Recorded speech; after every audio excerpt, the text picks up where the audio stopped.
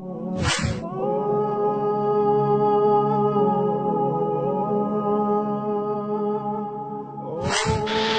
لله والصلاة والسلام على رسول الله صلى الله عليه وسلم. قبل أيام انتشر فيديو قصير في مجموعة من الأطفال من شرق خان يونس. هؤلاء الأطفال قام بعض المرتزقة وأذيال إيران قاموا باستغلالهم، وكما يظهر في فيديو أحد الأطفال قال بأنهم قاموا بإعطائهم صينية من الأرز ولعبة، وطلبوا منهم أن يقوموا بما قاموا به من تصوير رسالة موهومة من غزة إلى الحاج قاسم سليماني.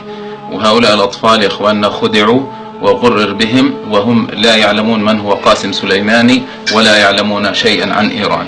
لهذا يا إخواننا نهيب بأولياء الأمور أن ينتبهوا وأن يحذروا، وكذلك نناشد الأجهزة الأمنية أن تتتبع هذا الموضوع، وأن تحاسب من قاموا بهذه الفعلة الشنعاء. غزة سنية 100%، ونحن نرفض بذور الرفض والتشيع فيها. وقاسم سليماني هذا إنما عرفناه من خلال الجرائم التي قام بها في سوريا وفي العراق وفي اليمن وفي غيرها وفي الأحواز وضد أهل السنة في إيران. هذا رجل مجرم، رجل معادي للإسلام وللمسلمين، ومنذ كان شابا قال بأن مشروعه هو إعادة الدولة الفارسية وطرد العرب إلى الصحراء. بالمناسبة يا إخواننا أيضا نحن ضد أي تصريحات تصدر من أي مسؤول كان في أي جماعة كانت، أي تصريحات سياسية أو غيرها تمجد إيران أو تمجد قادتها المجرمين.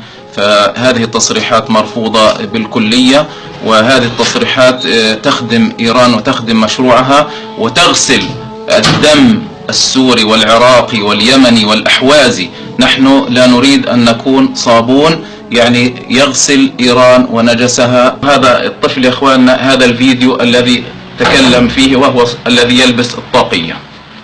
السلام عليكم ورحمة الله وبركاته. أنا علي حسن شراب من مدينة خان يونس في قطاع غزة.